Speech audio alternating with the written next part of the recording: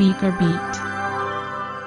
It's Monday, June 27, 2011. In this week's BeakerBeat, more life sciences leaders and elected officials are piling on to the FDA. Find out the latest plan to convince the agency to get it in gear. Plus, pulling the plug on what was once considered a potential blockbuster. And we take poetic license with an Irish town and Jeremy's reputation. Ah, the joy of funny limericks. All that and more in this week's edition of BeakerBeat. Brought to you by Allergan. To learn more about Allergan, visit their company webpage on Beaker.com. Hello, everyone. Welcome to this week's edition of BeakerBeat. I'm Mike Justice. Thanks for tuning in. Joining us again is the lovely and talented Allie Lee. Welcome back. It's nice to have you back. Thank you. It's great to be back. You look fabulous, by the way. You look awful. What? Awesome. Oh, okay, good. Here's this week's top story. The FDA is no doubt used to hearing complaints about how it operates. That is nothing new. But now the intensity and volume of complaints regarding the inefficiency of the FDA has reached new levels across the life sciences industry. The latest voice to join the choir includes biotechnology CEOs who want to speed up the agency by broadening its mission to specifically include innovation. The group intends to present its proposals this week at the Bio International Convention in Washington, D.C. Bio President James C. Greenwood said, quote, "We want to change the formal legal mission statement of the FDA. The FDA understands that if they approve a product that's not safe or effective, that's a failure, and we agree with that. But it's not deemed a failure if people die because they took too long to approve a product," end quote. In other words, if the FDA sits on its hands and people are dying while awaiting approval of a potentially life-saving drug, that should be considered just as severe of a failure. Supporting legislators were quick to jump in. Senator Scott Brown accused the FDA of crushing innovation and throwing a wet blanket on drug discovery and medical device development. He says the FDA is delaying decisions on new therapies, changing the rules along the way, and being unresponsive to businesses seeking to sell life-saving technology. Brown went on to blame the FDA for costing the industry time, money, innovation, and jobs.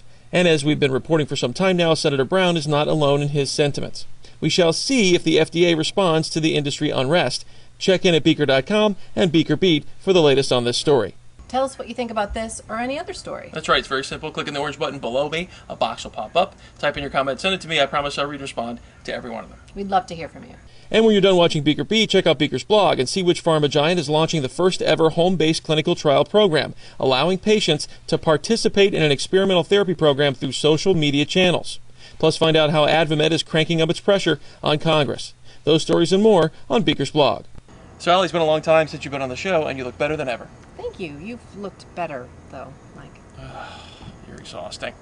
Speaking of exhausted, Merck KGaA is throwing in the towel. The German drug maker said it would no longer seek approval for the multiple sclerosis pill cladribine, as U.S. and European regulators requested new clinical trials. Due to some cases of cancer that emerged during a trial, the drug had been rejected in September by regulators in the EU, which would have been its largest market. As a result, most analysts had eliminated any future revenue from the pill from their valuation models. Some predictions had reached over $1 billion. Now, Merck had already lost the race to get the first tablet against MS on the market after Novartis' Gilenya was approved last year in the U.S. Merck also said it planned to withdraw cladribine from markets in Australia and Russia, where it has been approved and sold as Movectro. As part of the agency's ongoing efforts to improve transparency, the FDA has launched a searchable database that catalogs its inspections. The site allows the public to search inspections from October 2008 through September 2010, but will be updated annually. The database sorts inspections by company name and address, final inspection date, and FDA district office and project area. Novartis has started construction of its new St. Petersburg manufacturing plant. It's the centerpiece of its planned $500 million five-year investment in Russia. Merck is planning to create 70 jobs and invest $41 million at its plant in Cork, Ireland. The former shearing plough plant was slated for 160 layoffs in post-merger streamlining, but as the Irish Independent reports, plant management has been scrambling to win new business within the company. The combination of a drop in the cost of doing business in Ireland and some cost-cutting at the plant helped win approval for the investment in two new projects there. Novo Nordisk plans to invest almost 1 billion Danish kroner, or $191 million, in a new biologics manufacturing facility in Kalundborg, Denmark.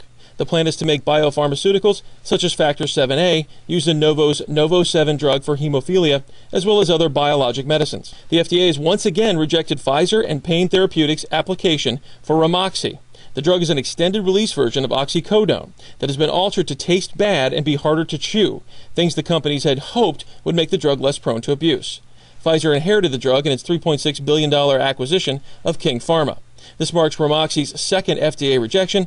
Regulators also shut it down in 2008. Just as predicted, AstraZeneca has sold its dental and medical device unit to Dentsply International for $1.8 billion. The unit didn't bring as much as AZ had hoped, expected to exceed $2 billion, but there was a bidding war between three groups.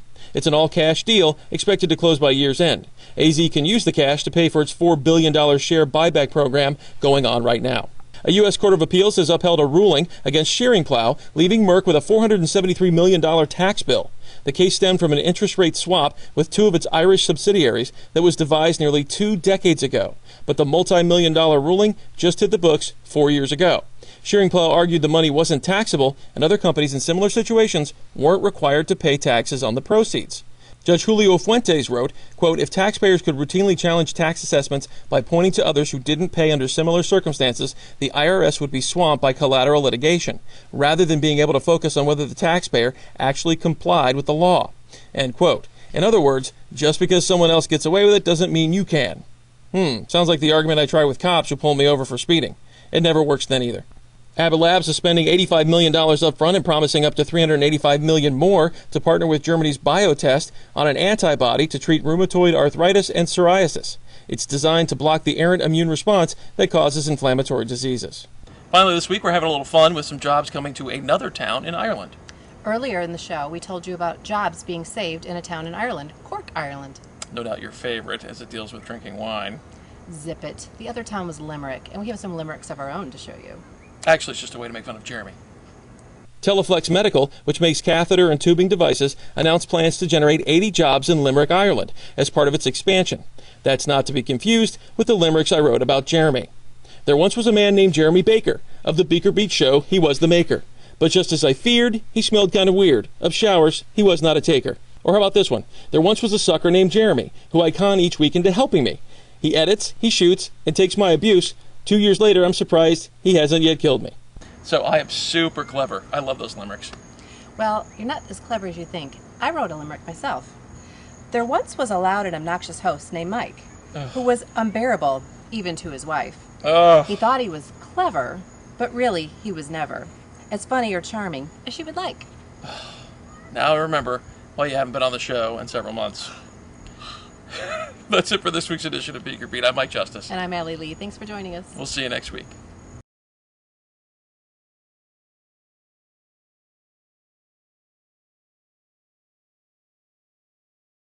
Sit, Beaker. Sit. Good dog. How are you? I'm good. You look fabulous. You look awful. What? Really? Frizzell. Thanks.